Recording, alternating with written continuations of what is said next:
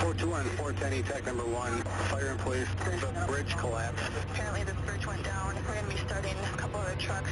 The 35W bridge, it's 8 lanes of constant traffic all day long. We're going to need rescue all up and down the bridge on both sides. It was inconceivable that a bridge would just collapse. Bridges aren't supposed to fall down. Breaking news right now, we've just heard about a bridge collapse. I heard a snap. My car did a 70-foot nosedive. All I saw was a cloud of dust. The entire bridge is in the water. 35W bridge is in the water. I looked up and I could see the roadway just going up and up. I screamed and swore and waited to die. Start some ambulances down here. We got a lot of victims out here. All I could think about was my first child coming in 2 weeks. I'm looking at a school bus right now in the middle of it all. The whole bridge had collapsed. You can't comprehend that that would happen. It was just like a scene out of a horror movie, but it was real.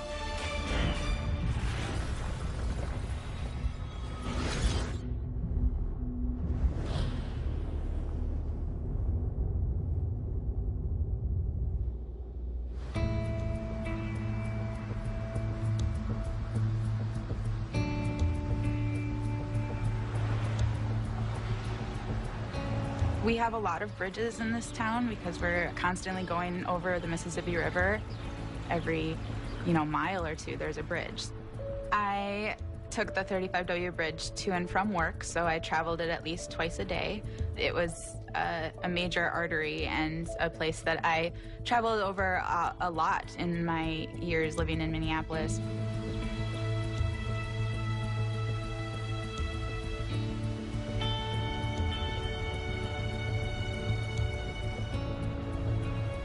August 1st, 2007, I was at my job where I worked with young people who lived in a group home.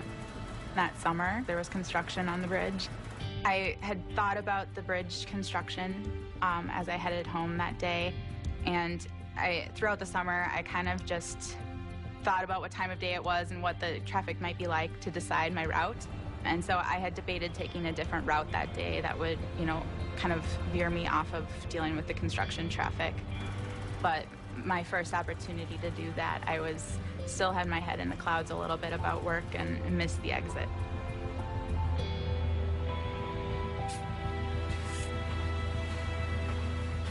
I just kept crawling along with everybody else and got to the last exit before the bridge, and my mind said, take that exit, snake through the city, you'll get home faster.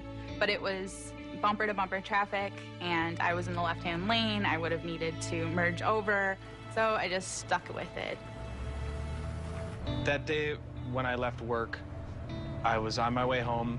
I was excited to go home. I hadn't been home in a few days from traveling from here to there. My fiance and I were expecting to have our first baby.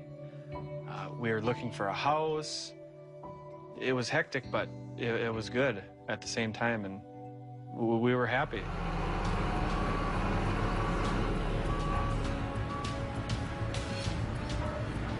Well, it's going to be a beautiful sunny day today, and we can expect much more of the same over the next few days. We want to do some outdoor activities this evening. All day long we were working, and we were sweaty, and it was 90 degrees out, 95 degrees out.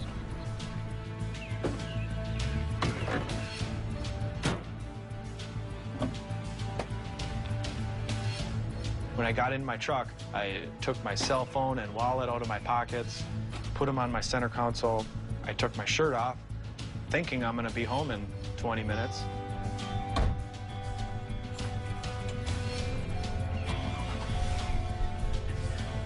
I had to go through Minneapolis, and I had to go over the 35W bridge.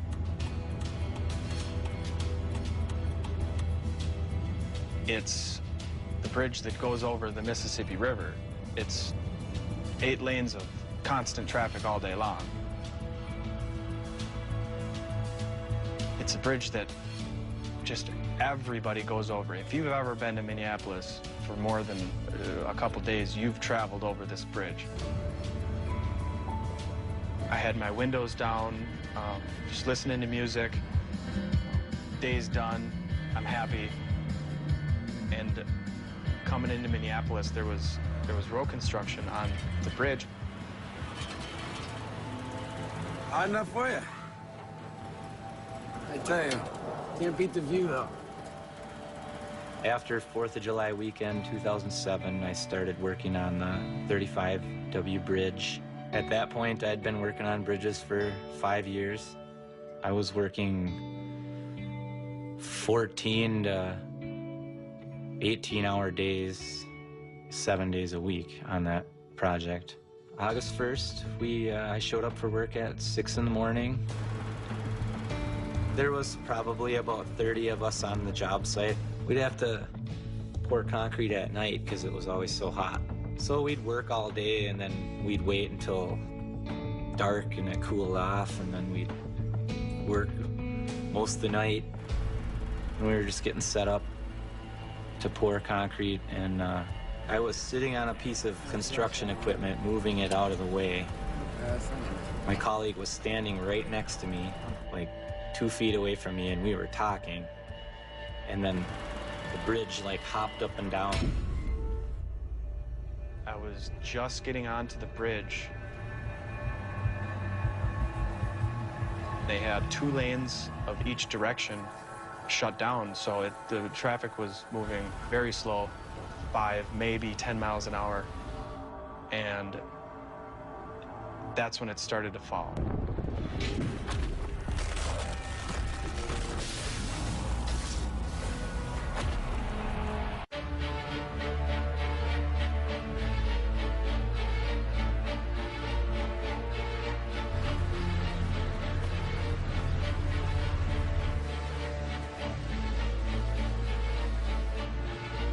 I usually leave work a little after 5 o'clock, and on my usual bike ride home. I remember it was an extra hot day.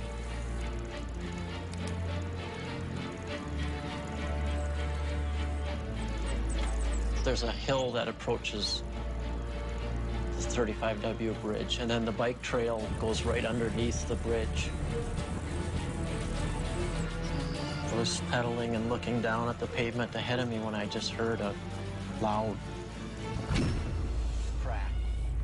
Just one crack, like if you took a huge piece and just snapped it. And it was the weirdest sound I had ever heard. The first thought in my head was, wow, someone was filming a movie. I mean, I couldn't even grasp that something really bad happened. Coming into Minneapolis, there was road construction on the bridge, and they had, I think, 2 lanes of each direction shut down, so the traffic was moving very slow. You could hear big rumbling noises. It sounded kind of like there was a train going over the bridge to me.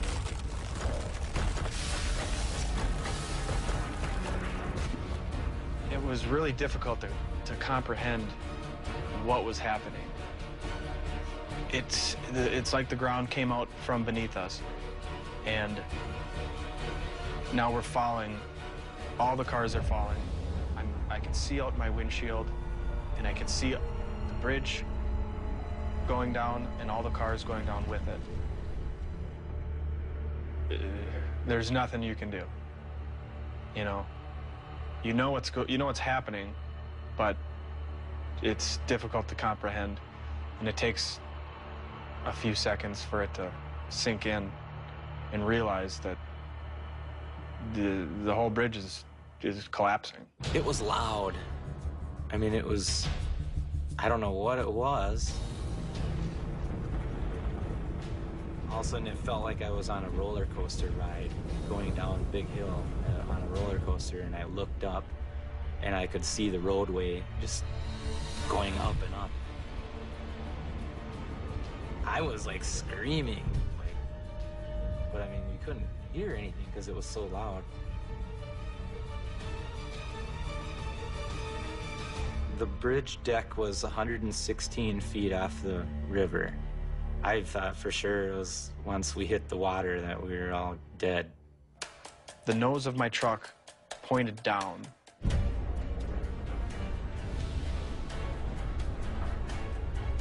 I was holding onto my steering wheel, and I just grasped it tighter. My face ended up smashing into the steering wheel, and I had it cut the bridge of my nose, and my hands came off the steering wheel and had hit the dashboard. It was kind of like a head-on collision, and then my truck dropped back down, and the back of it came down and slammed down onto the piece of concrete and whipped me backwards.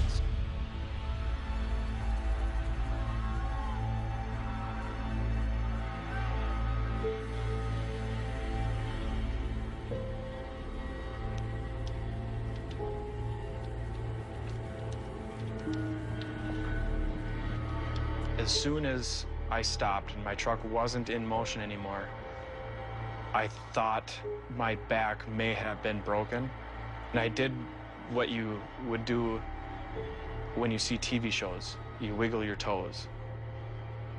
When it landed, I was knocked unconscious because I hit my head. But I just remember being soaking wet, just with the water. It was like a tidal wave of water.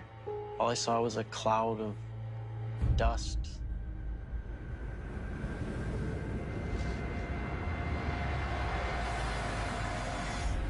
Kind of like when you see it at the 9/11 picture of the cloud of dust going down the street. When it hit me, I couldn't see anything. It was just a whiteout.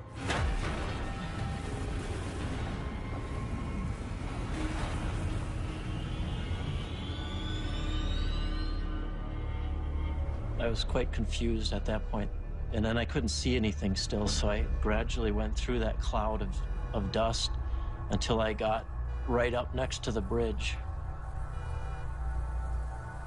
And then once I got close, that was the point I could start seeing what was up ahead.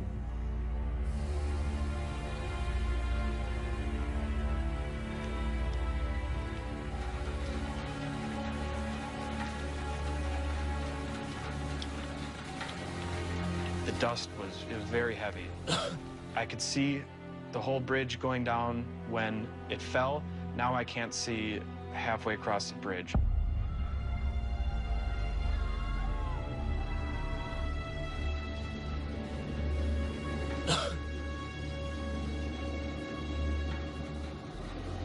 Oh my God.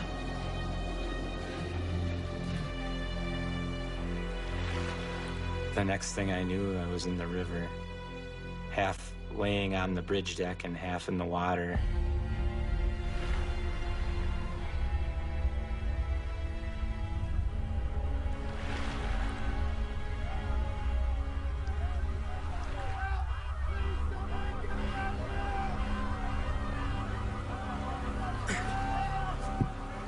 And then there was just people screaming everywhere and just mass chaos.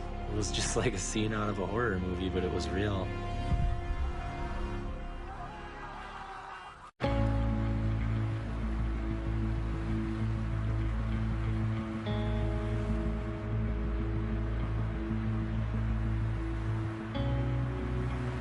The I-35W bridge connects one part of Minneapolis to another part across the Mississippi River.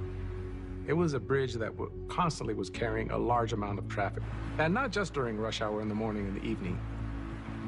I crossed every day on my way to work and on my way home from work. Whether it rained, whether it shined, whether it was jammed with traffic, it was a very important way to get from one part of Minneapolis to the other. There was a large amount of construction work going on the bridge. There were lanes closed, and there was the usual pileup of traffic. It never really crossed my mind that the I-35W bridge would someday fail us.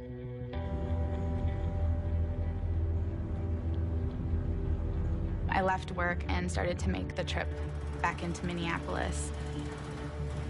It was bumper-to-bumper traffic, and so I just kept crawling along with everybody else. I made it to about the middle of the bridge when I heard a snap, a beam, a clank. It was a very distinct sound of metal just snapping in half, and I was in an immediate free fall. I screamed and swore and waited to die. I didn't think that there was any other conclusion.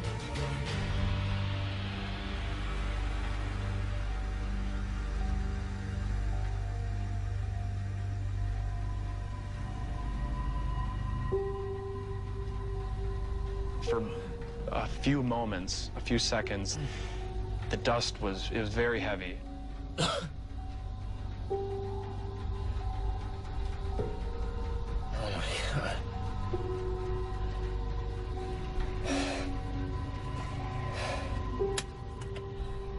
I remember opening my door to get out of my truck, and before I could step foot out of my truck,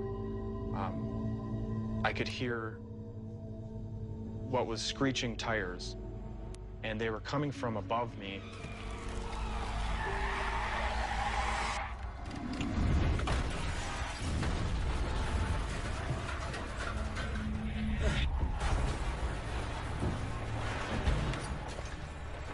Probably 7, 8, 9 feet above me was another piece of bridge that was at such an incline that the cars were sliding off of it.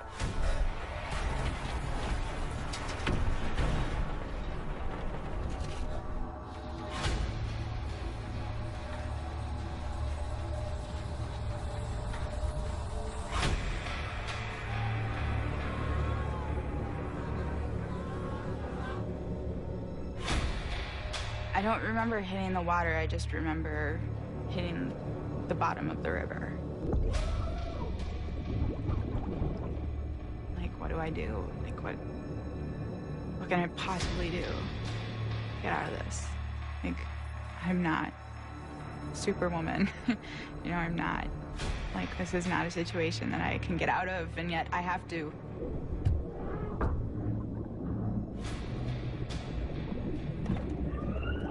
I knew how far away I was from anyone, and I knew that I would be dead before anyone got to me. So I was the only one that was going to get myself out of the situation.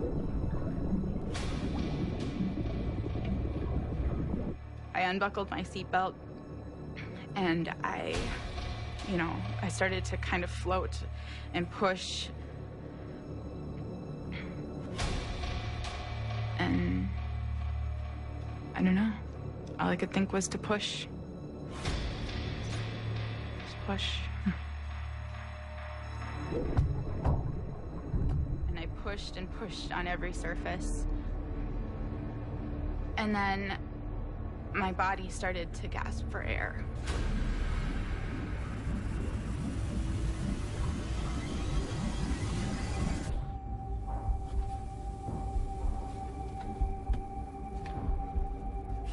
I got as low as I could because I was worried that a car was going to fall off that incline and fall onto my truck. I waited, and then I got up, quickly opened my door, and got out of my truck.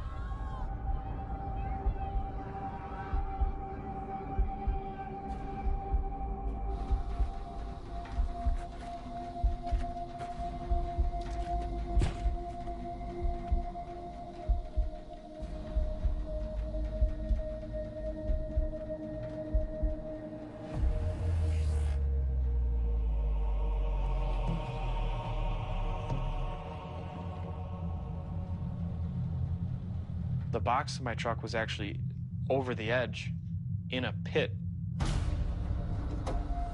That's where the cars were falling into. I remember looking up, and the only car left was the one that was right above my truck. Why is that the one that didn't fall? All I could think about was my first child coming in 2 weeks. And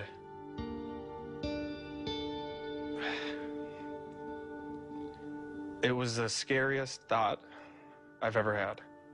I thought I was gonna die, or I could have died and not even met my first child, which at the time we didn't know if it was a boy or girl. I thought that I wouldn't have the chance to even know that if it was my son or daughter.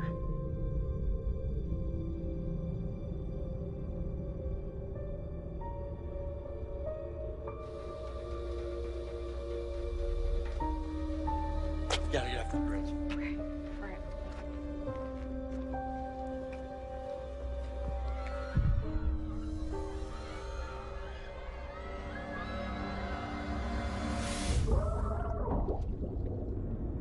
All right. I gasped, and I gasped 5 or 6 times, and during those 5 or 6 times, like, I knew that each time that I was gasping, that was 1 second less that I had left of life, and that, you know, I had to transition away from, like, figuring out how to get out to just accepting that this was it. This was my grave. This was where I would be found, that I would be one of the people found.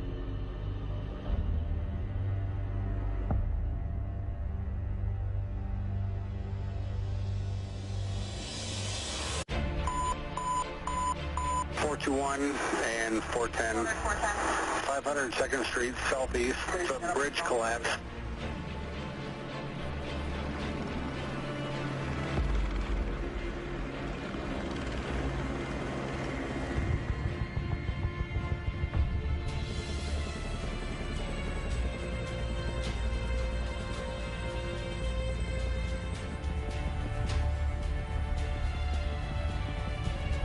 I'm at work close to the end of my shift, and I'm hurrying up to try to get the shift schedule together and all the stuff to hand off to my relief. And a call came from the dispatcher over the radio saying that some kind of a bridge had collapsed.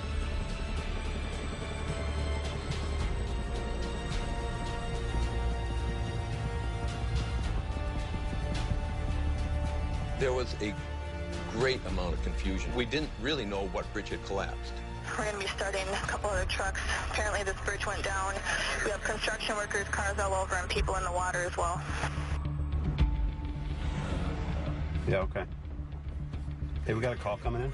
My partner and I were kind of curious as to what was going on, and all of a sudden we heard one of our rigs get dispatched to a potential bridge collapse. 41, you're on ETAC 1. We're going to be starting a couple other trucks. I called my wife, and I told her that you might want to turn on the TV because I think there's something going on with a bridge collapse in north of downtown Minneapolis. Command 400 on ETAC 1. And I don't know how much the rest of the bridge is down, but we probably have a lot of people in the river. And Which bridge? Command, stand by. 45, repeat your traffic. There's a pedestrian bridge just north of 4th Street. I want at least 3 more trucks assigned to this call if we can have them. This is huge. I heard on the radio one of our paramedics say, I need you to send all available ambulances. This is the 35W bridge. It has collapsed into the river. And I didn't even get dispatched. I just started heading that way.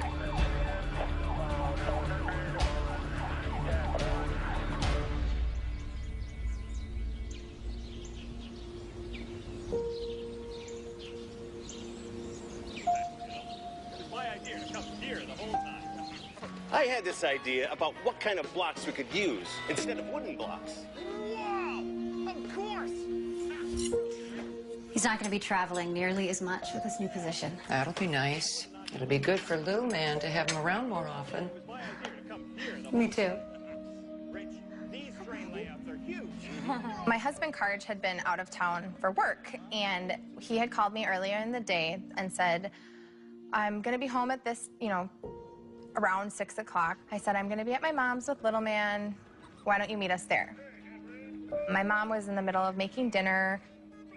My son had just woken up from a nap. I was in the midst of just appeasing the little cranky 15-month-old. So that's why we turned on a DVD for him to watch. Holy smokestacks! It probably takes a lot of bricks to make a layout like this. That's right, Bob. It's almost a million-ish, approximately, or so to be. In the middle of it, I got this sick feeling.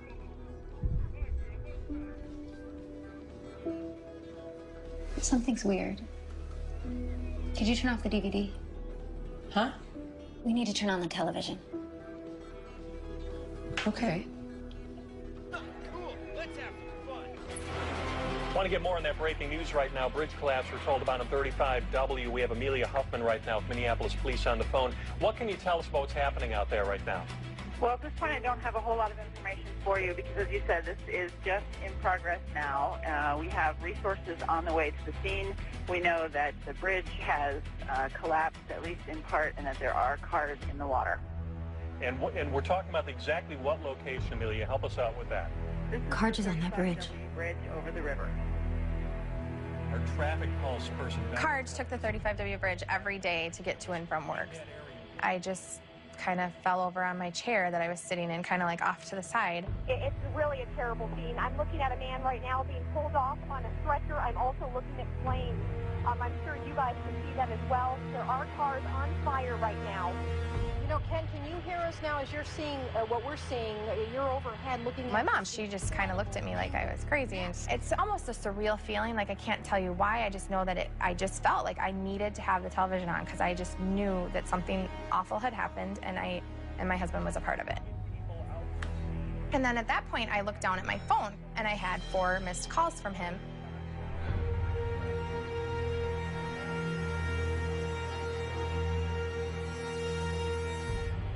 One of the main iconic bridges in the Twin Cities has collapsed.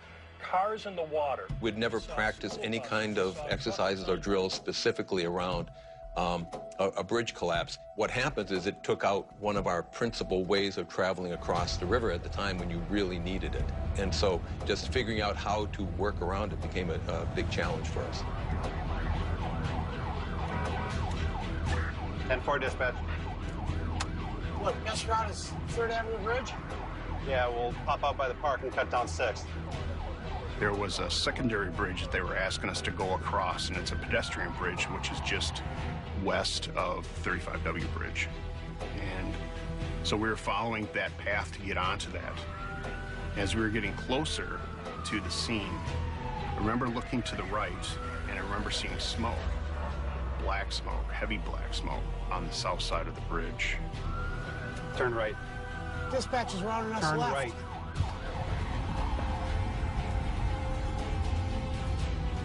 The last street that you'd have to turn, I told my partner to turn right. Why I turned, I have no clue. I don't know why I turned. I don't know. Because we were the only ones that turned. We were the only ambulance on the south side of the river. Everyone else went to the north side of the bridge.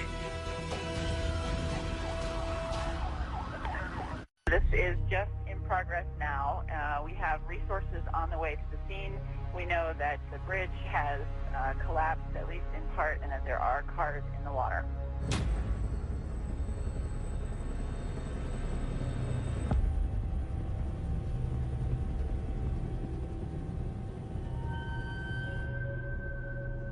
I accepted that that was where I was going to die.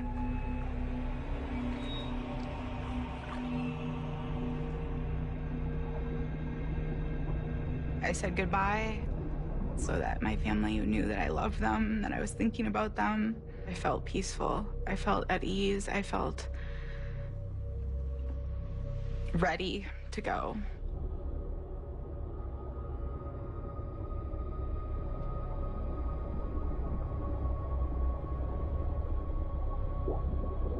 I waited for that moment, whatever that moment was like, whatever death is like. You know, I started to play the ideas that people talk about in the movies, the bright lights, the, you know, floating sensation, those things that people describe death as. I just started to wait for those things to happen. But when I was floating, I felt like I was still alive. I didn't know what death felt like, but I felt like I was still alive. So I kept kicking and realized that I was beyond the confines of my car and hoped that I was still alive and kicked to the surface.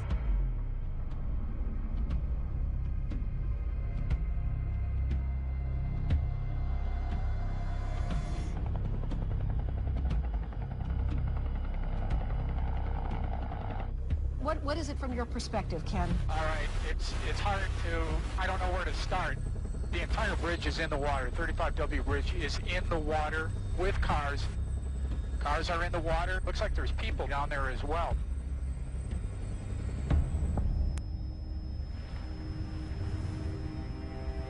I was knocked unconscious briefly. After I came to, I just got up.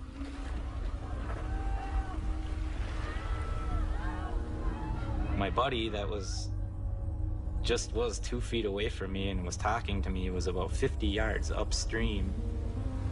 Hey! Hey! Hey, over here! Grab this broom! I pulled a few people out with that broom.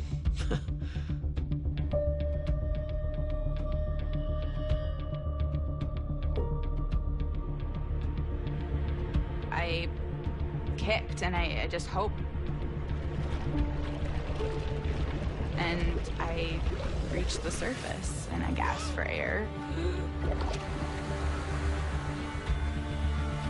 Hey, over here! Grab this broom! Grab the broom. She was in the water and the current was taking her downstream. And I was hollering at her, you know, grab onto this broom. Here, you got it. Grab the broom. There you go. I got you. You're all right. You're all right. It's all right. It's all right. You're all right. Hey.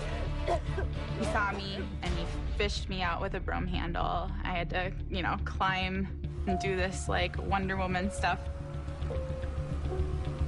I pulled her up out of the water and she was hurt pretty bad from what I remember. You're all right. I got you. I just remember like repeating, I don't know how I got out of my car. I don't know how I got out. I don't know how I got out. I think so. But I wasn't entirely sure that I was alive. You know, like, what is this? What is this experience that I'm having? There was all kinds of chaos and noise above us. There was helicopters, there were sirens, there was smoke, there were, you know, just everything.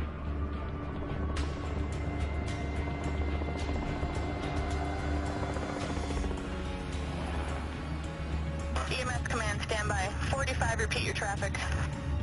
It appears 35 has collapsed from the university all the way across the river. All we knew is that a bridge had collapsed. And typically, you don't believe the worst in those sorts of situations. You think, okay, maybe some cars had gone off the railing and made a mess and plunged into the river. We'll get there and we'll figure it out. 85, be advised, all of 35 has collapsed over the river.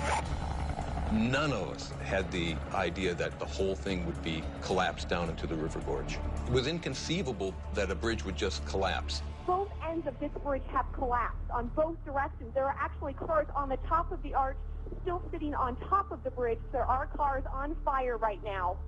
And this looks like a terrible, terrible scene. Continue and tell us what you see. It's really a terrible scene. I'm looking at a man right now being pulled off on a stretcher. I'm also looking at flames. Carge took the 35W bridge every day to get to and from work. I looked down at my phone and there was 4 missed calls and they were all from him. And I, at that point, was like, okay, I gotta get through to my voicemail. The networks that day in Minnesota were crazy, trying to get through to your loved ones to make sure, were you on it? Are you okay? Everyone trying to get a hold of everyone. I picked up my phone to call and I couldn't get through, and I couldn't get through. So finally I do get through to my voicemail, and it was all just sounds, but it was never once his voice. In one of the voicemails, I did hear body movement. I heard like the scuffling of something. So I knew that the phone was in his car, but his voice wasn't ever on those messages, which was almost worse. At that point then, I put down my phone, started having a really hard time because I just couldn't, the panic that you feel, the overwhelming, the fear is so overwhelming. The surreal feeling that you're in at that moment, like kind of almost like time standing still. It's like what they do in the movies, and it actually is pretty accurate when you're in a situation like that, because it literally looks like time is standing still. Essentially on the south end of the damaged bridge area where they're...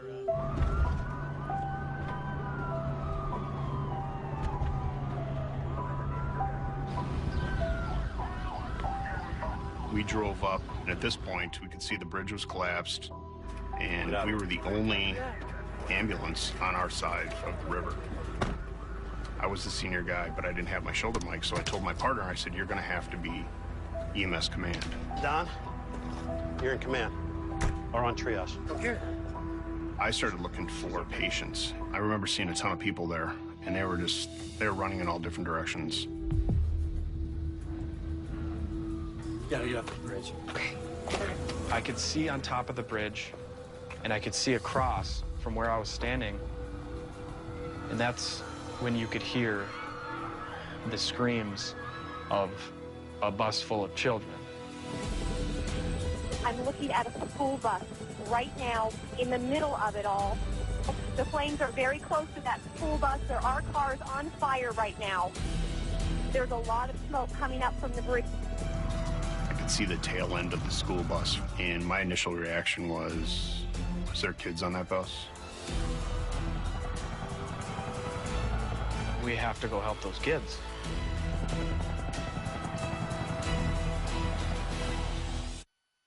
All right, everybody, go ahead.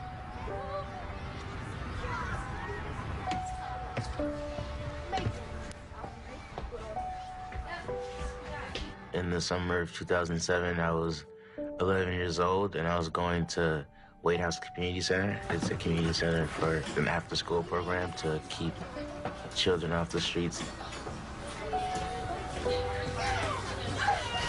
I spent the whole day at the wave pool. After we were done swimming, we all got onto the bus. I sat in the middle of the bus. I kind of like put my bag there so that nobody would sit in the seat with me so that I could really stretch out. The only thing I knew about the I-35, like its purpose to me was just to get me to Bunker Beach and then get me back from Bunker Beach home.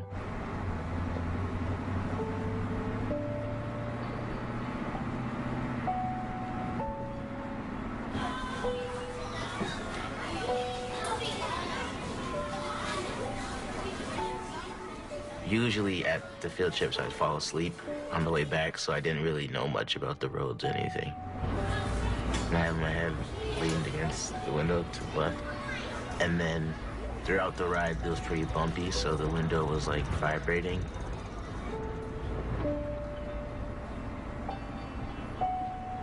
And then the road got a lot smoother, and so it got comfortable, and then I fell asleep.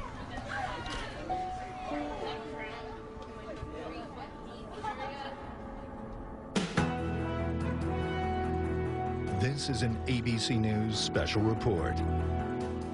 Good evening, I'm Martin Bashir here in New York. We interrupt our program with breaking news from Minneapolis.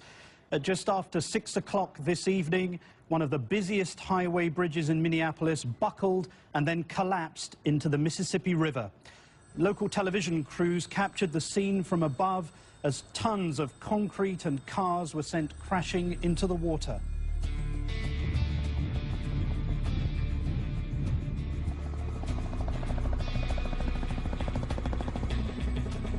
The whole bridge had collapsed into the river. I mean, it's just, you can't comprehend that that would happen. The sense of disbelief and awe was very much a part of the response of pretty much everybody. It was hard to grasp that the magnitude of it. Eyewitnesses said that they heard a rumbling sound just as the bridge carrying Route 35 West began to fall.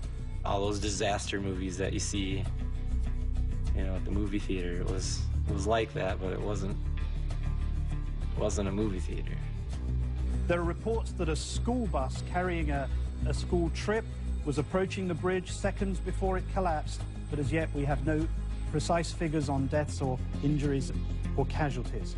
On the south side of the bridge, there was fire, and next to the fire with a burning semi was a school bus. I'm looking at a school bus right now in the middle of it all. The flames are very close to that school bus. There are cars on fire right now. One of the busiest highways in the Twin Cities collapses at the height of rush hour. This scene is almost unimaginable. When we pulled up to the scene, I could see the tail end of the school bus. I don't hear the sirens. I don't hear I don't remember hearing people. I don't remember, you know, the chaos that was going on around you, other than thinking about, where are those kids?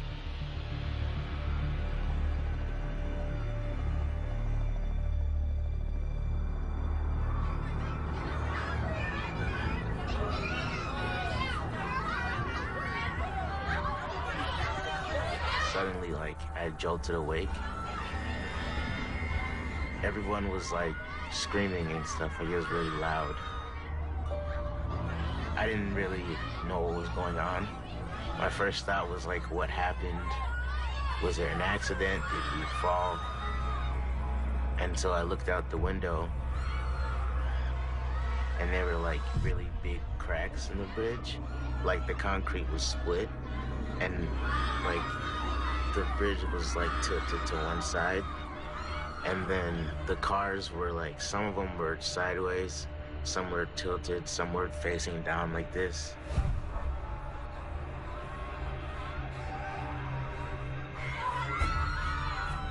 I sat pretty still, because I didn't want to, like, tilt the bus or something, or tip over.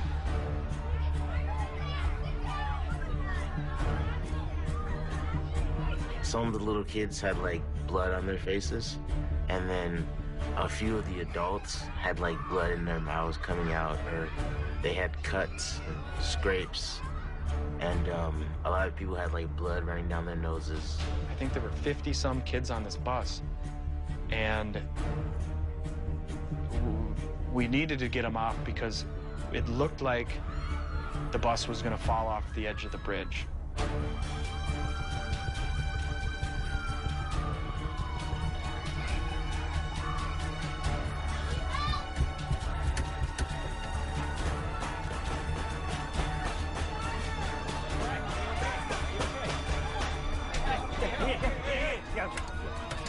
One of the staff, he got up and he kicked the door like 2 or 3 times. Then the door finally swung open.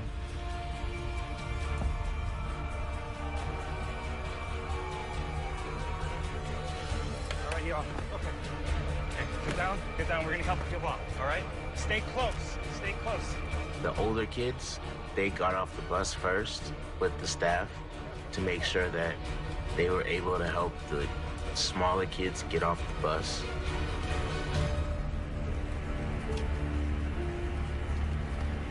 I climbed up on the bridge and started helping the kids off of the back gate.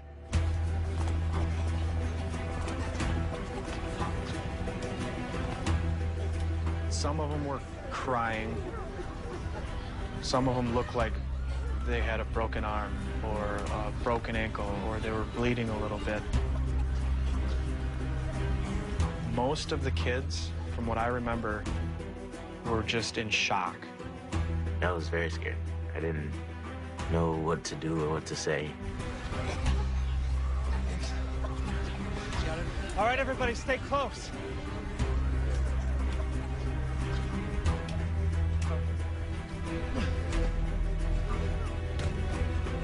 Now there's kids standing on the bridge with really no way to get down.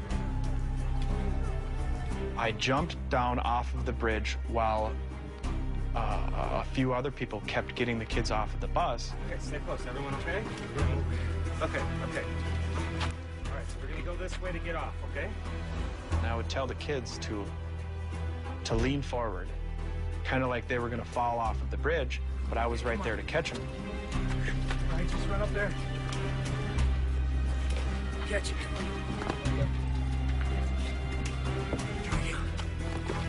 I had to reach up about 5 or 6 feet, and then I could get to the top of that retaining wall, and I would tell the kids to lean forward. I was right there to catch them.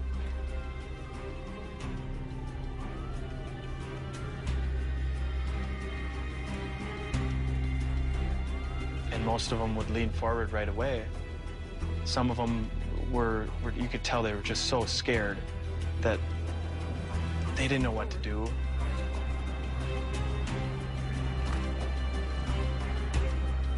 That's when the sirens were getting louder, and you could tell there was a lot of people on the way. Now there was people coming to the bridge to help.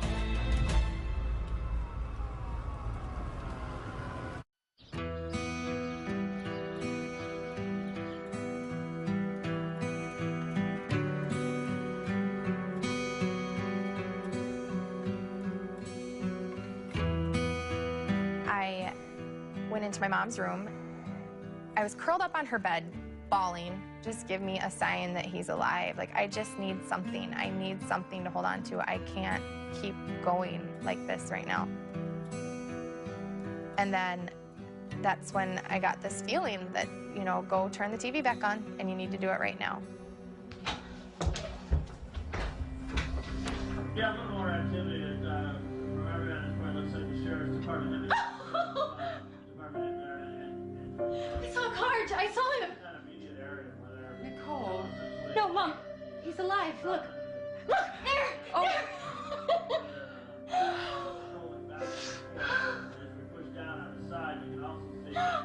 Can you hear us now as you're seeing? Thank you, God. I just was hysterical because there he was. My mom teared up at that point. Clearly he was injured, but he wasn't dead. You could tell he was kind of hanging onto his shoulder. Someone was kind of helping him up, talking to him, walking with him, making sure he was okay.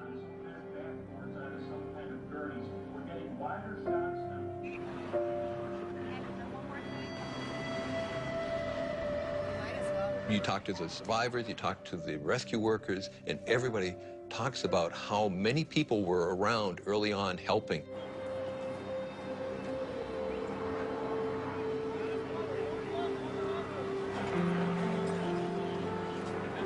We did not have enough people in the right place early on, and the area was flooded with bystanders. The public response really bolstered the emergency response during the first half hour to an hour of the response.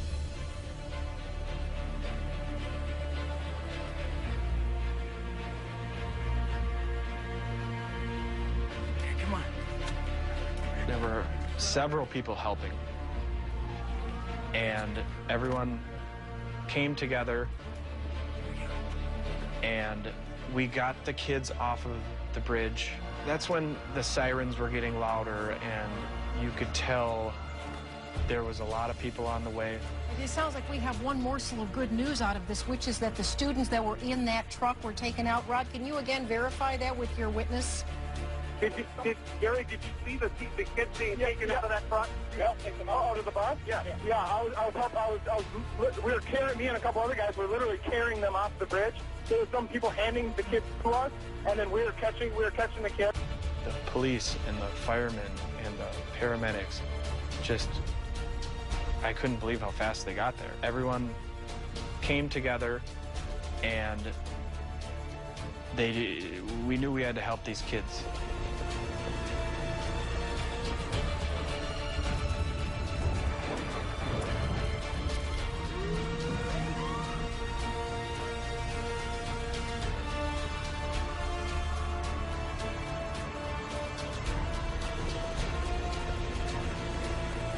There was all kinds of chaos and noise above us. There was helicopters, there were sirens, there was smoke.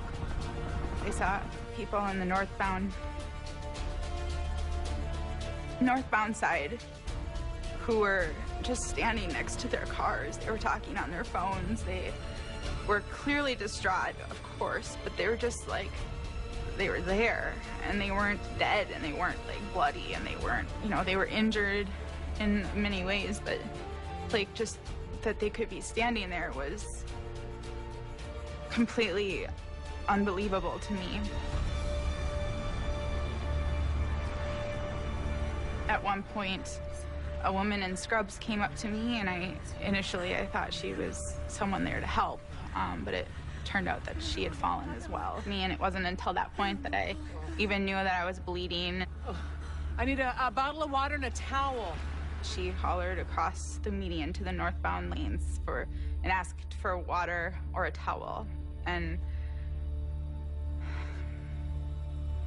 that was a moment too that I won't forget, because it was, you know, within seconds there was a bottle of water and a towel flying across the median. I don't know how I got out. I don't know how I got out.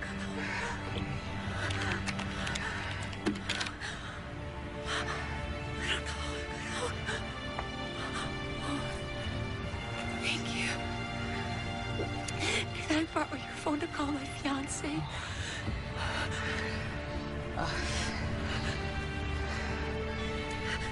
Oh, thank you. She cleaned me up. She let me use her phone. I tried to call. And I left a message. Hey, I was just in a major accident on 35 W. The bridge collapsed. My car's in the water. I somehow got out. I'm alive and trying to get hold of you as soon as I can. I love you. Bye. Thank you.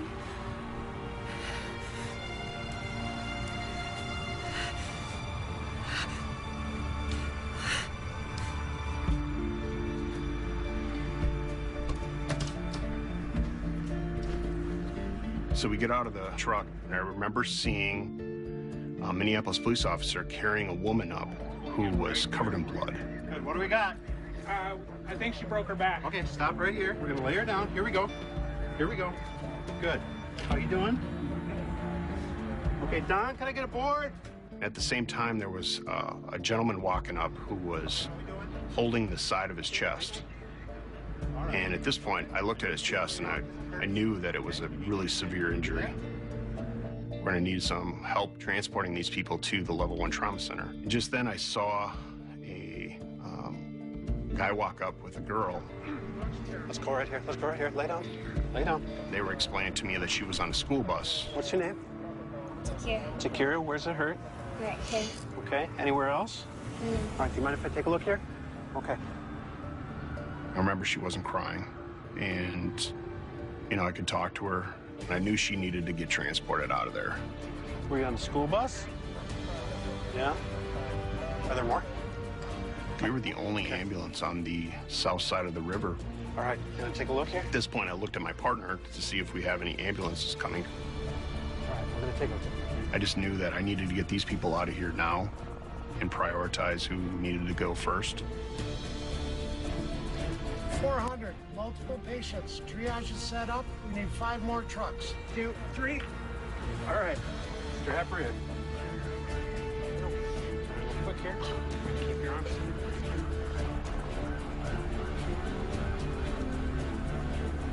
And just then, a Minnesota State Patrol car shows up with another ambulance. It was from Mora, Minnesota. How it happened, I have no clue. How they came to us. And I remember walking up to the door. I need your help. We have injured, and I need you to transport patients to the Level 1 Trauma Center. I'll tell you exactly where to go, how to get there, and how to get back. We need to move these people, and we need to move them now. Okay. All right. One of the features that came out of this experience was how well all the different agencies worked together. There were literally hundreds and hundreds and hundreds of rescuers. People just pulled together and really did the job. The center section of the bridge is down in the water. It appears as though rescue crews have made it down in that area. What you are witnessing is the challenging task of search and rescue teams, people helping those down in the water and are victims of this horrific event this afternoon. We're getting wider shots now of this bridge collapse. We saw school buses. We saw a truck that's on fire. Another rescue worker just on the right side of your screen with a backboard looking to do whatever he can do. Our chopper pilot, Ken Melchior, has an excellent literal bird's eye view of what is going on here. Can you add a little bit more to what we're seeing, Ken? Yes, I can. The center section of the bridge is down in the water. It appears as though rescue crews have made it down in that area, trying to figure out a way to get the people off of it. Cars are in the water. A rescue boat has arrived on the scene right now. They got me onto a backboard and hauled me over to get on a boat, and they brought me to the side of the river, the bank of the river. We just thought it was this man over the river that had fallen until we got on that boat and went downstream and then saw the whole rest of the structure had collapsed. I was like, oh, wow. I was aware of the world in this weird way. Like, I knew that the world had kind of stopped. It just felt like the world had just kind of stopped for everyone. There was a police officer that was near me, and he said, you gotta get up the hill. You gotta get out of here. You can't be here.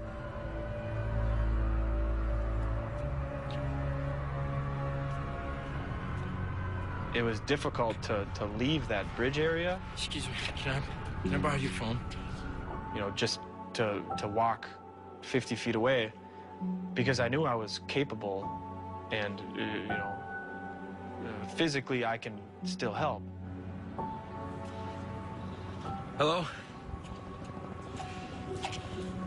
Yeah, there's an accident. 35W.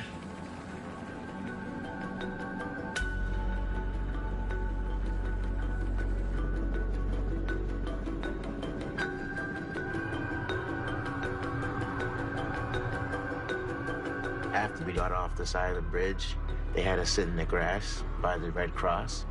Everybody was hurt, and there's like a lot of people bleeding, and we were sitting there, and we didn't know what to do.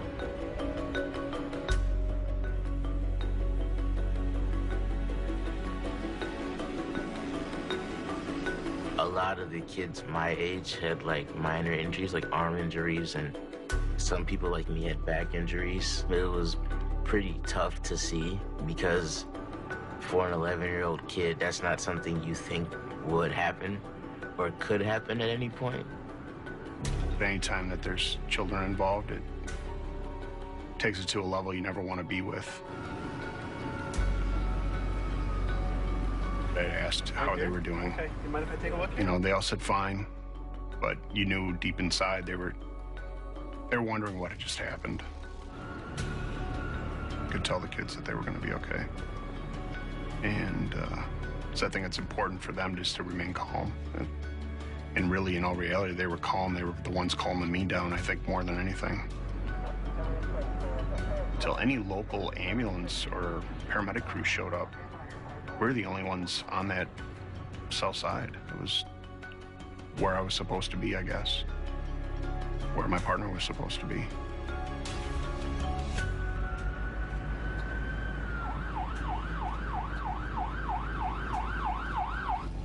But right now, rescue crews are still searching for victims on the banks of the Mississippi River. We're seeing medevac helicopters flurrying about, which means there could be still victims being taken to nearby hospitals. A number of emergency crews continue to deal with this tragedy. People are still trying to connect with loved ones who could have been driving home from work when this bridge collapsed. Everybody was out looking for Carl Jolson. Nobody could find him. Where is he? Where is my loved one? Why isn't my husband Carl? Why hasn't anyone found him? I don't get it. I don't understand. It collapses into the Mississippi River. You see that sign where it says University Avenue right past. To sit in that house and not do anything, I felt even more helpless. Built in 1967, it is a fairly old bridge. There was. My dad is a U.S. Marshal, and so he had, all of the networks that he has between police officers that he knows and U.S. Marshals that he knows. Everybody was out looking for Carl Jolson. Nobody could find him.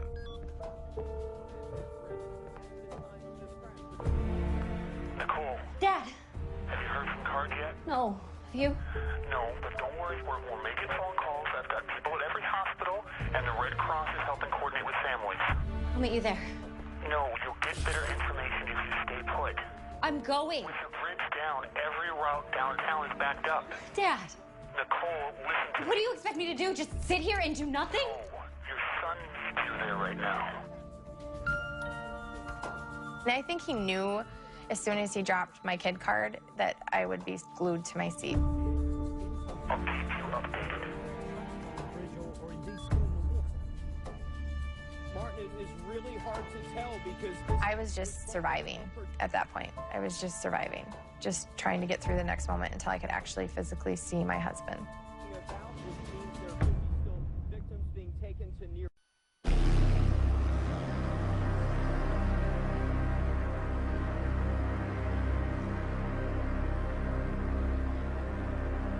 From an EMS perspective, keeping track of all the people was a huge challenge because they were spread all over the area. And that's why we know for a fact 50 people went by ambulance that night, but another 25 went by private vehicle, some of them in pickup trucks that we actually helped load. I was on a backboard and I had my head strapped to the backboard. Yeah, it was scary. I was very terrified of any move, like paralyzing me.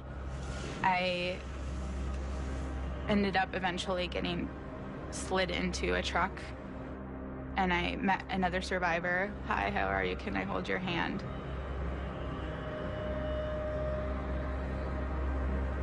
and so we held hands to the hospital.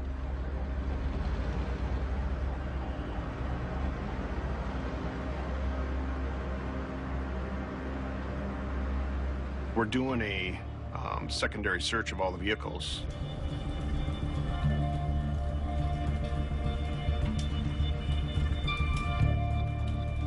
Hello?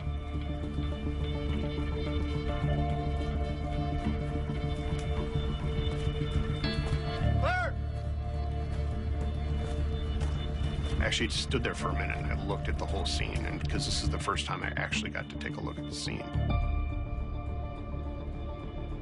I was just overwhelmed with, this is crazy. This is insane. I remember taking a walk towards the river on the bridge, and there was a car right there. And I'm standing there looking at the car. I remember the bridge moaned.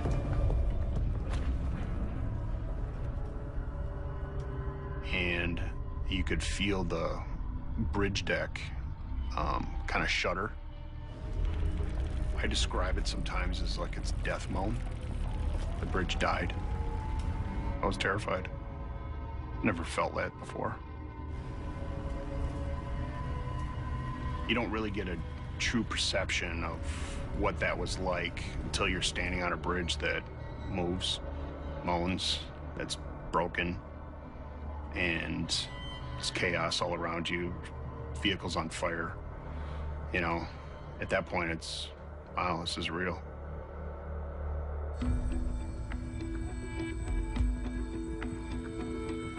People are still trying to connect with friends and family who are just driving home from work or going somewhere when this bridge just gave way and fell into the river.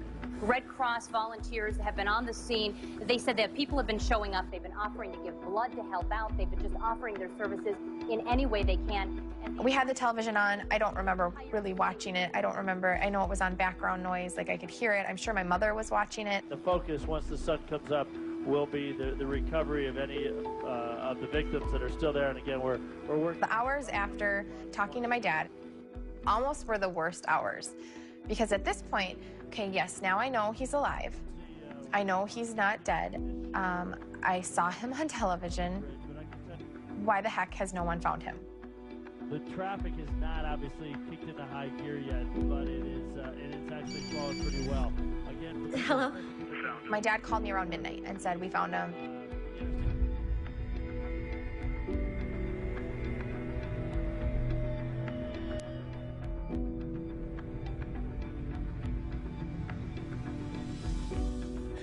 Wait, kiddo. Daddy.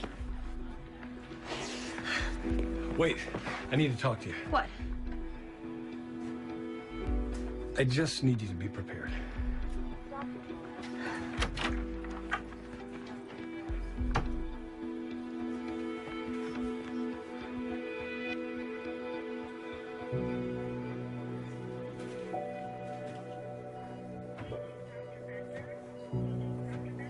Babe, what's going on? What am I doing here? You were on a bridge. Collapsed. What? No way. Wait, what bridge? The 35W. You were on your way to Mom's for dinner.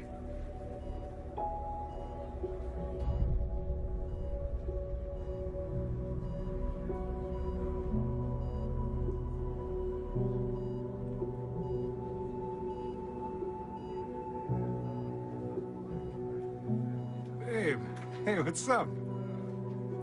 What am I doing here? As soon as your train of thought stopped or we stopped talking, it went shoop, right back to the beginning. Like he had no ability to track. It was very, it was surreal. I mean, it's really odd to see yourself like that, look down at yourself and see the different injuries you have and the different medical gear you have on and not remember it.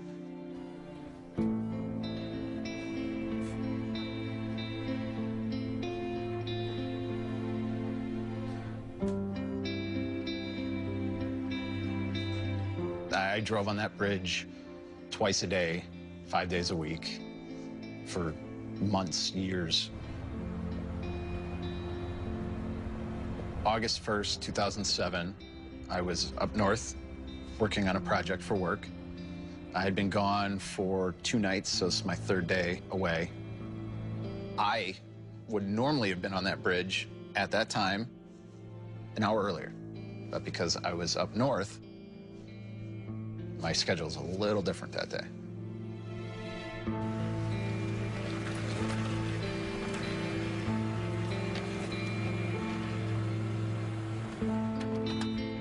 I dropped the company vehicle off. I had to run into the office real quick. And that's about the last thing I remember.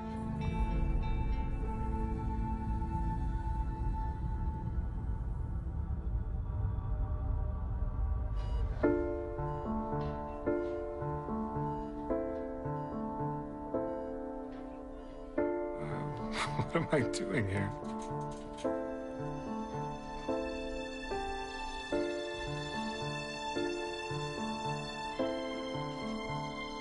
I had a traumatic brain injury, a pretty decent one. My brain swelled and scared my family quite a bit, not knowing if I'd ever actually make a memory again.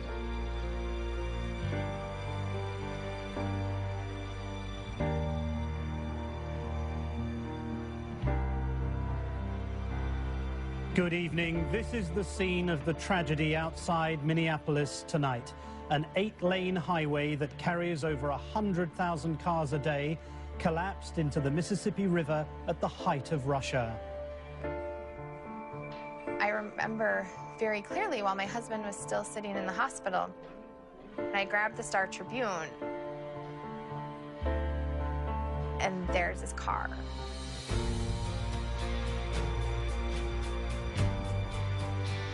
You're like, holy crap. How are you here? My car did a 70-foot nosedive. The roof had collapsed in, the engine block had come through, all the windows were blown out. It was just crumpled and crushed. The only part of the car that didn't collapse was right above my head. I have no memory of the collapse. I have no memory of how I got out of my car. I cannot remember how I got to the hospital. No one can account for where I was for 6 hours during something like a bridge collapse.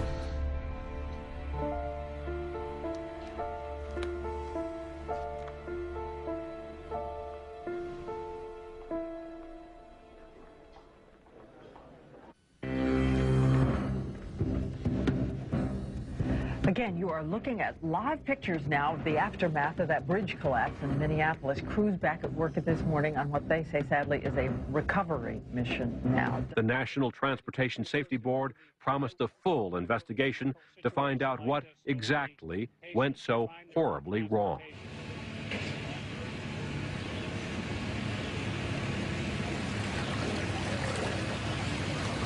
There were approximately 190 people on the bridge at the time it collapsed.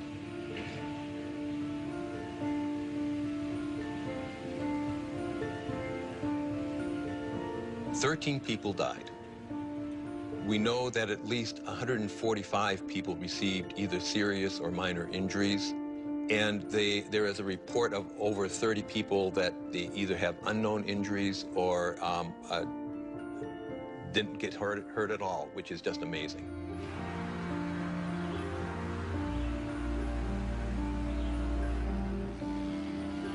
It was a very, very shocking, very dramatic failure. But why didn't this happen earlier? The bridge had been in service since 1967. Why in 2007? Why so many years afterwards? It was a hot day. The temperature had risen very quickly. There was a large amount of construction work going on the bridge. We believe that the materials that were stockpiled on the bridge were one of the contributing factors. First and foremost is that when it was designed and built, the actual gusset plates that hold all the girders together were thinner than they were supposed to be. It's not entirely clear why these gusset plates were built with thicknesses that were too small, approximately 1/2 as thick as they should have been. There was a mistake made at some point. Was it a design mistake? Was it a construction mistake? I don't know if that will ever be known.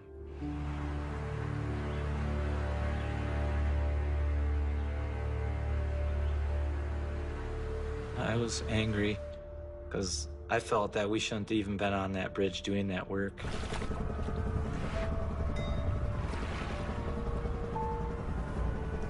My colleague was killed, and he was about 40 feet away from me. A lot of my coworkers a lot of them can't work ever again because of that. You know, a lot of them got hurt really bad.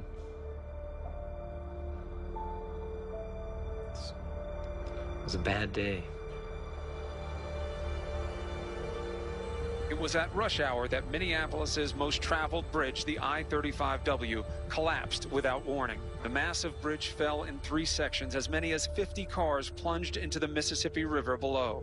I realized that the bridge is going down, and it just fell all the way down. I'm just lucky I wasn't over the water. A few days after the bridge had collapsed, I got a call from the White House that the president wanted to meet with me at the site of the bridge.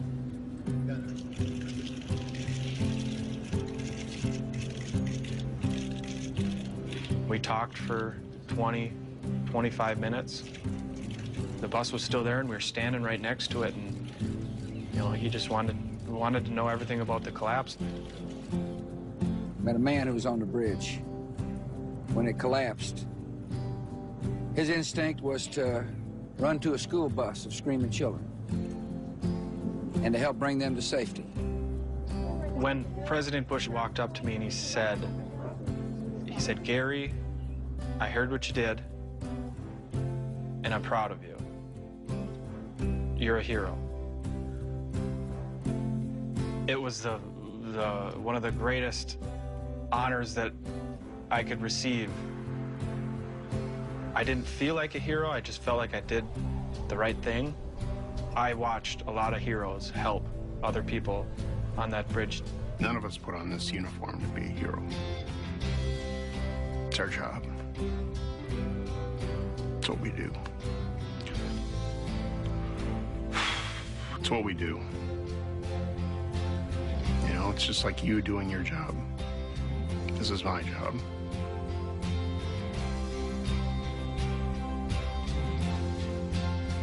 Can't believe 7 years later it still affects me.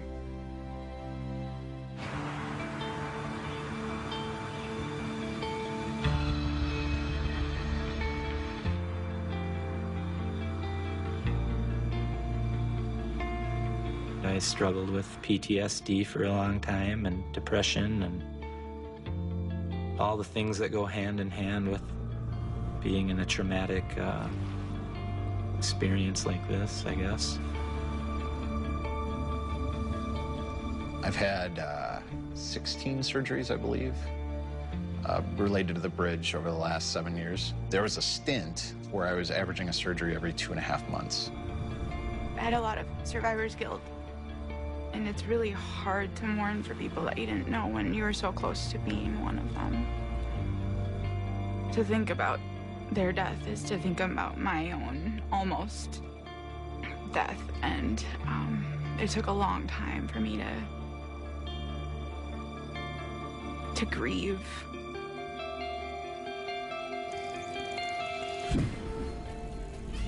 I've thought a lot about how if I had hit one green light instead of a red light, or biked a little faster, I'd have been squished under that bridge without even knowing what happened.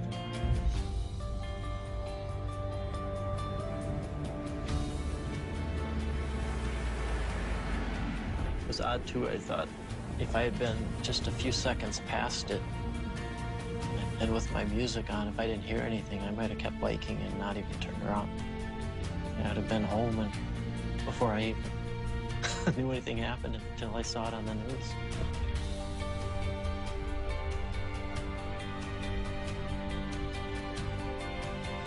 The collapse was a unique experience in that we were all complete strangers to one another, and 5 seconds before or 5 seconds after, it would have been a completely different group of people.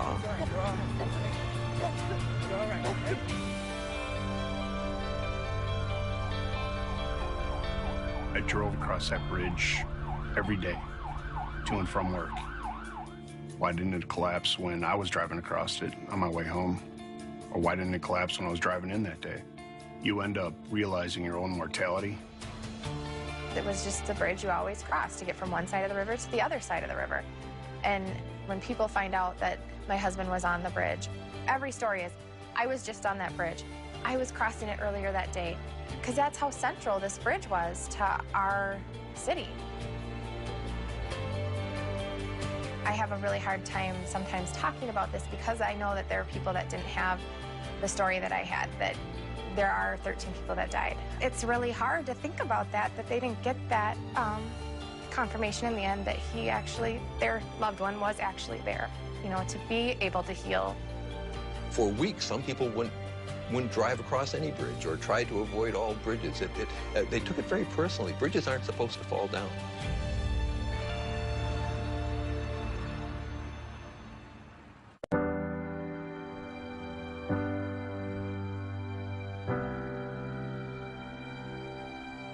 They immediately began removing the old bridge and began on the construction of the new bridge. I worked on that project, and they worked 24 hours a day, 7 days a week on that job until it was done. I felt that the workers who were working on the old one should be involved building the new one. I really felt drawn to go work on that project, so I got on there and I worked on it. A little more than a year after the deadly bridge collapse in Minneapolis, a new bridge opened today. It was August of last year when the I-35 West Bridge collapsed into the Mississippi River, killing 13. The first time we crossed the new bridge, we all held our breath. And I feel like it's really the things that we've survived that have brought us to this point in time. Life today is great. Nicole and I just celebrated our 9th wedding anniversary, and I don't think we've ever been happier. Our son is now, he's pushing 8.5 years old. He starts 3rd grade soon. Little man knows that his dad was part of something. He knows he was in a really bad accident. He's been able to see that bad things do happen, but you can also overcome them.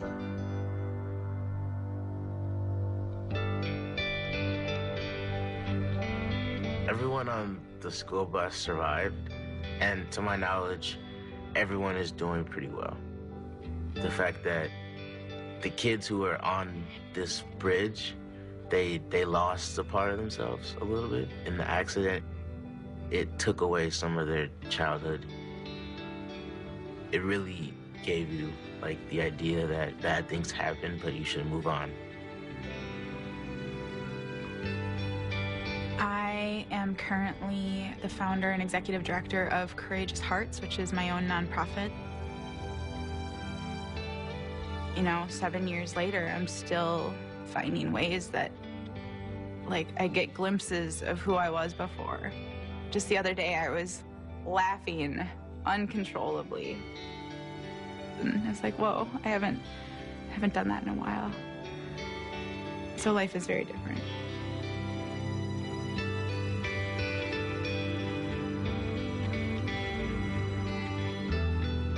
It took me a long time to physically recover and get back to work and everything, and to mentally recover took a lot longer.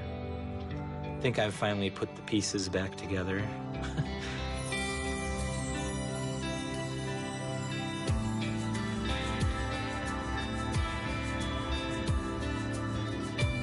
Our baby was born 15 days after the bridge collapsed, and it turned out to be a boy, Joseph Gary Babineau.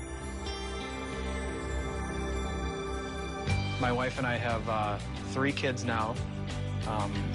We've moved into a little bit bigger house, and I'm so incredibly thankful that I'm here to see them and to be with them and to be there for them.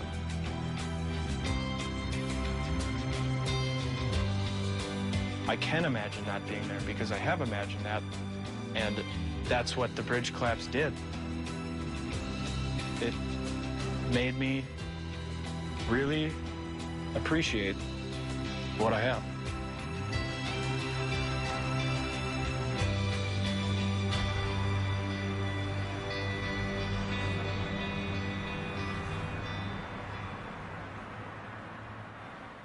Ryan Phillippe and Juliette Lewis star in Secrets and Lies. New tomorrow, 9/8 Central. For like a graduation trip, I decided I wanted to go hiking. We had no reason to be thinking anything was going to happen. Next time on In an Instant. Your kid is in danger, and you have to step in front of it. When a grizzly attacks a human, they bite and release, bite and release. I have never heard screams like that before or since. I just kind of accepted that I was going to die. In an Instant. Why are we holding hands? Why not? Everybody loves Jimmy Kimmel. Am I right, lady? Stars, music, hilarity. Hop into bed with Jimmy Kimmel Live next week on ABC.